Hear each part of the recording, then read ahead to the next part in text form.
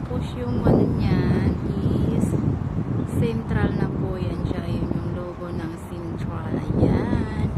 So, nakapalibot po dito sa building na ito. Ang Little Dubai. Ayan. So, Sabado ngayon, kaya walang tao. Ayan. So, yun yung parang ano siya. Parang boat yung design niya. Yung nasa kabilang bakod. Ayan.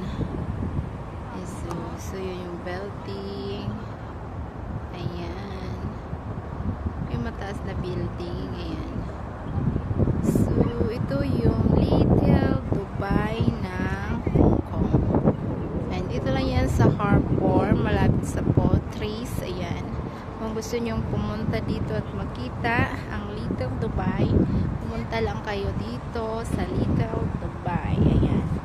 Design po yan ng Little Dubai, kaya ginaya nila. Kaya tinawag ito na Little Dubai. Ayan. Little Dubai.